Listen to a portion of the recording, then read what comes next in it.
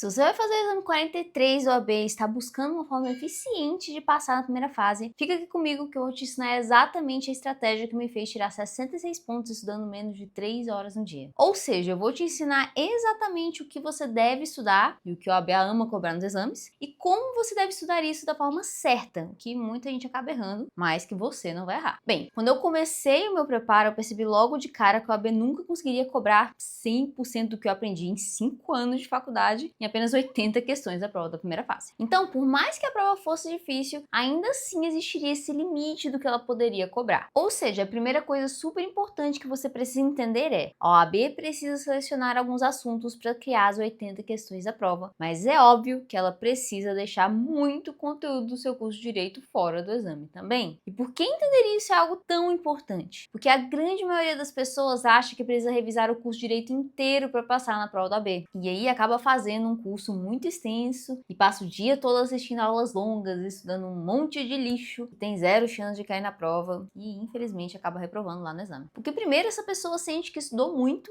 tanta aula que assistiu, depois ela vai para a prova achando que está super preparada, mas lá na prova ela percebe que o que ela estudou não ajudou muito a resolver as questões, pois não estudou as coisas certas, e aí ela fica tensa, faz uma péssima prova e acaba reprovando. E é por isso que eu quero que você entenda que estudar bem pro OAB não tem nada a ver com tentar assistir o máximo possível de aulas até o dia da sua prova. Estudar bem é saber selecionar aquilo que tem mais chance de cair na prova e estudar isso da forma mais eficiente e objetiva possível. Mas, Rayane, como eu sei o que eu devo estudar e o que eu não devo estudar? A resposta para isso é a primeira etapa da minha estratégia, que é a análise. A melhor forma de você identificar o que o OAB gosta de cobrar na prova é analisando as provas passadas, porque o que foi importante para o OAB em outros exames tem muita chance de continuar sendo importante em novos exames também. No meu estudo, por exemplo, eu foquei em analisar as últimas 10 provas da OAB que ela tinha feito, né? Então, tudo aquilo que o OAB não tinha cobrado nesses exames, eu simplesmente deixei de fora do meu estudo. E eu sei que analisar provas passadas dá muito trabalho e consome muito tempo, mas é muito mais rápido estudar uma vez certo e passar que ficar reprovando 5, 6, 10 vezes. Quem faz certo precisa fazer apenas uma vez. Quem faz errado faz muitas vezes e perde tempo. Então, apesar de eu ter muita pressa para passar, não ia adiantar em nada estudar sem saber no que focar. E foi graças a essa análise que eu consegui estudar poucas horas no dia e mesmo assim tirar 66 na primeira fase. Inclusive, até hoje eu atualizo essa análise que eu fiz para os alunos do meu método, o Passe na Ordem. E no exame 42, por exemplo, os assuntos de 63 das 80 questões da prova estavam na análise. Então, quando você estuda focado assim, as chances de tirar 40 pontos ou mais são muito maiores do que quando você faz um estudo sem foco. Ou seja, se você tem tempo, você pode pegar as provas passadas lá no site da FGV, sempre da prova mais recente para a mais antiga, e ir analisando cada questão com a lei seca ali do lado. Assim você vai conseguir separar aquilo que você precisa dar mais atenção daquilo que pode ser descartado do seu estudo. Agora, se você não quiser ter o trabalho de fazer uma análise detalhada assim, dá uma conferida no meu método estratégico para o OAB. Nele eu já entrego essa análise pronta e atualizada, meu banco de questões comentadas,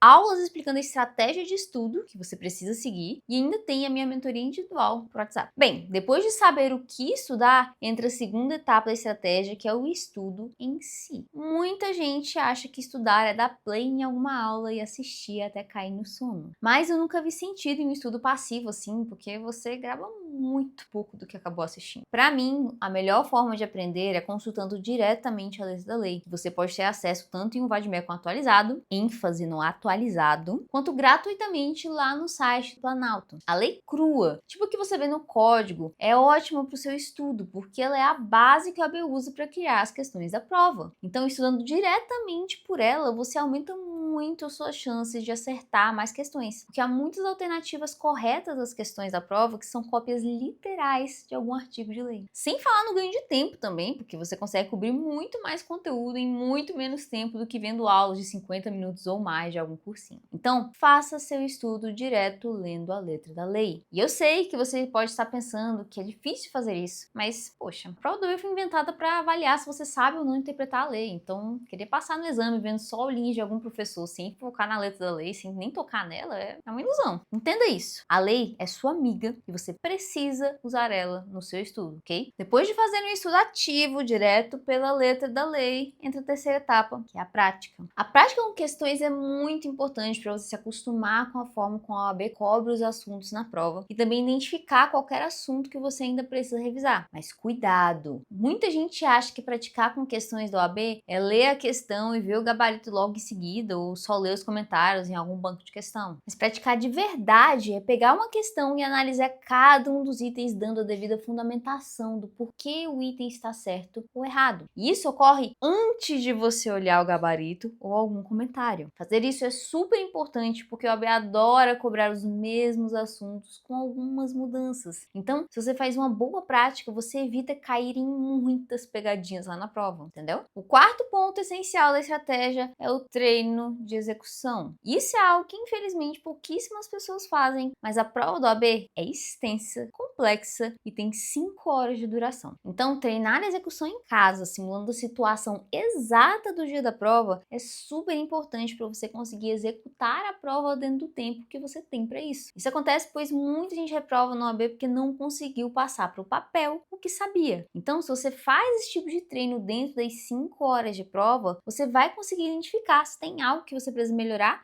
antes do exame. Com isso, você reduz as chances de ter algum problema de execução lá no dia da prova que acabe custando a sua aprovação. E eu sei que o que eu falei aqui parece muita coisa, mas vai por mim, é o caminho mais curto. Com certeza é muito mais simples e muito mais fácil do que assistir 1000 horas de aula de algum cursinho por aí. E se você aplicar o que eu ensinei aqui, você tem tudo para fazer um ótimo preparo para o exame 43. Claro que, se você quiser poupar tempo e seguir um passo a passo completo para chegar na sua aprovação, basta acessar o link que eu deixei aqui na descrição. Lá eu explico todos os detalhes de como funciona o meu método estratégico que vem ajudando centenas de pessoas todos os anos a vencer este exame estudando menos e melhor. Enfim, agora só falta você aplicar o que eu ensinei aqui. E a gente se vê em algum outro vídeo aqui do canal ou, quem sabe, lá na minha turma, estudando de forma estratégica e inteligente. Até mais!